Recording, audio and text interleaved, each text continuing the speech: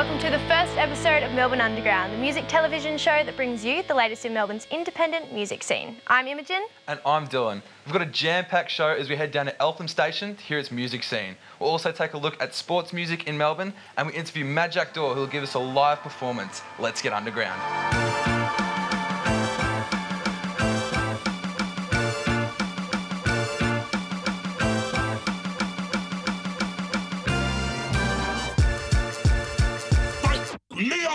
Melbourne is the most livable city in the world. It's thriving with culture in just about all of its aspects, from nationalities to weather patterns. Melbourne, however, is especially known for its artistic musical qualities, and there's so much going on everywhere you look. However, sometimes it can be easy to miss a lot of talent in this rich landscape. So we decided to create a series which focuses on the unknown artists, the independence of sound, the underground of Melbourne. Over the next few weeks, we'll take you on a journey all over Melbourne, visiting some of its most special hidden musical gems, interviewing amazing unknown artists, and of course showcasing heaps of live performances. Alright, enough of us talking. It's time to hear the music. This week we're heading off to Eltham Station on the Hertzbridge line to take a listen to their local scene. Today, Melbourne Underground takes a look at Eltham Station. During the day, it offers wonderful food and a sense of community, but at night, Eltham's well-kept secret of live music thrives, and all within a stone's throw of stepping off the train. 15-minute walk from the station, and we're in the old industrial area of Eltham, where an old factory has been turned into a cosy bar. Our first stop is the beautiful bar and restaurant Prosciutto Bros. It's recommended to come early and grab some food before things really kick off. It can get a bit busy on Friday and Saturday night, and later on everyone favours standing, drinking and having a chat to sitting down and enjoying a meal. They have a monthly list of particular artists and genres on their website, which is worth checking out. For now, let's take a look at our next location. Just a couple of doors down is our next venue, Jock Eddie, which is also on Commercial Place. Just a 3-minute walk from the station, it offers an intimate space to enjoy a meal and some live music. The best local musicians are noted to be found here at 7:30 onwards on a Friday and Saturday night, as well as Sunday afternoons. I would recommend having dinner at Jock Eddie's and enjoying the live music that comes on earlier in the evening, and then head up to the craft bar and kitchen to catch up on later performances and their beverages. As the night gets later, you're better off taking a stroll through the Eltham Park to the next location. Finally, our last stop is Craft Beer and Bar Kitchen. Just a 3-minute walk from the station, it offers a restaurant with rustic and earthy vibes. I got the opportunity to talk to the manager, where she was able to tell us a bit more about her business. I'm Kathy Murphy and I own the business here with my husband Brett. We needed somewhere in the area that had great food but great entertainment that followed it. So you're not going from one venue to another, it's all there, so it's all one stop. What we do is on a Wednesday or at our other venue on a Thursday night here we have open mic. And so we have lots of artists come in, and then my husband hangs around and has a listen to them and chats them afterwards and gauges what their genre of music is and what night so it's the best night for them to be here. Friday and Saturday nights are more about rock bands and more dance style music. Sunday nights are more about acoustic sounding.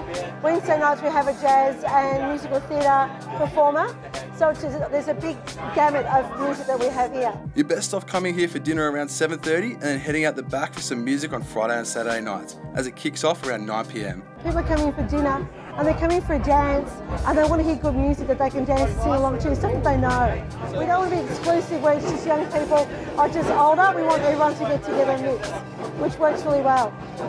On any given day, you're sure to find a great meal and beverage at any of the local restaurants.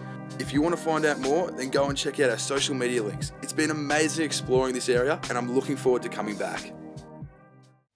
Here at Melbourne Underground, we are all about music and specifically the artists that create it. So this week in the studio we have MAJAK DOOR, an indie pop band from Melbourne. Thanks so much for coming in today, guys. Thanks for having us. Yeah, no problem. Now the name, MAJAK DOOR. We've also got North Melbourne player. Really? Yes. Yeah. I know. So is there any correlation with that or?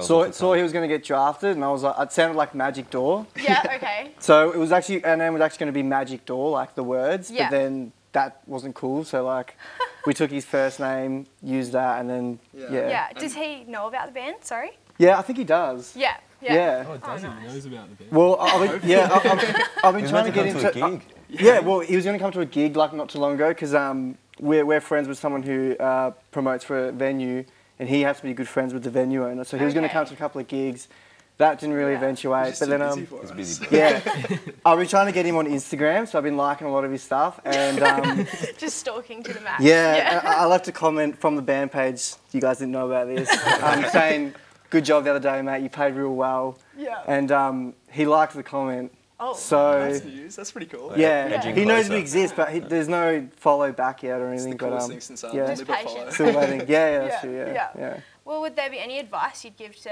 anyone out there wanting to start a band like you guys?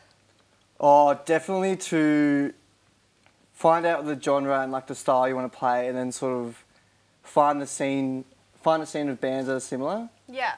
So like at the moment, like it happened real organically, but like we're playing with all these bands that are like similar to us. We're all friends with, like we gig with them often, and like they're like the fan base that'll come to our shows. So yeah. Yeah. Nice. I'd say to find your scene or find your scene, niche, whatever. And you just kind of have to do it as well. Just like not think about it. Just like go out, Yeah. practice, rehearse, book gigs, meet other people, network. Yeah, of course, it's all about connections and stuff these days. The start is probably the hardest. Yeah. Because like if you're too not scared but like nervous to start playing in front of like no one, then yeah. Well, thank you so much for coming in today, guys. MAJAK DOOR is going to prepare for their performance, and while we do that, we'll take a quick look into what Dylan got up to.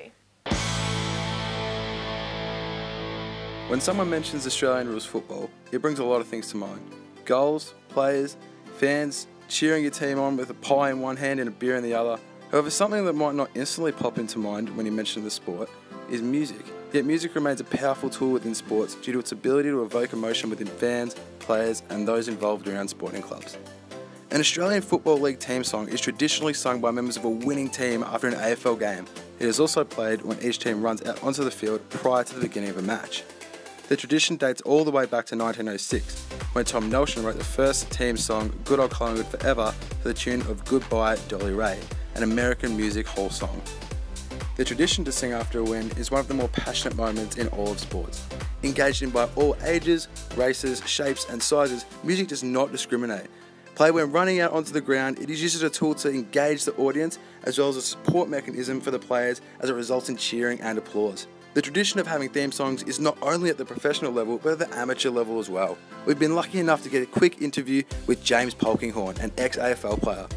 What does it feel like to run out onto the ground with the music playing and thousands of fans screaming at? Yeah, it's pretty amazing. It definitely gets you pumped up. There's a few elements to it. It's obviously coming out to play. Your adrenaline's pretty high. You're ready for sort of 2 hours of a big game. Pre-game, you've been down in the rooms and getting ready to run out. You've got a lot of things on your mind. Your own performance, team performance, just all the fan noise, but then hearing a song that's been around for so long and aligned to the club for so long, and the history of that is pretty special. And you know, there's so many fans in the crowd that are from all walks of life and different ages, and that song carries something special to each and every one of them, so that's pretty nice. I think it brings a lot of tradition. Yeah, it's pretty good, good feeling. Look, I think all anthems are good as far as, you know, representing their teams. Do they drive anyone? Grand finals, finals, really close games. I think that's when it drives them. Oh, well, thanks for that, Dylan. Yeah, I mean, I had a really great time. It was actually a really insightful interview. Yeah, nice. Before we go though, we want to thank you so much for tuning into the first ever episode of Melbourne Underground. It was a pleasure having you. We'll be around for the next 8 weeks, giving you the latest in Melbourne's underground music scene. Make sure you check out our social media where you can follow all of tonight's stories and rewatch the episode too. Now to finish off, we have MAJAK DOOR performing Los Pollo. We'll see you next week, Underground.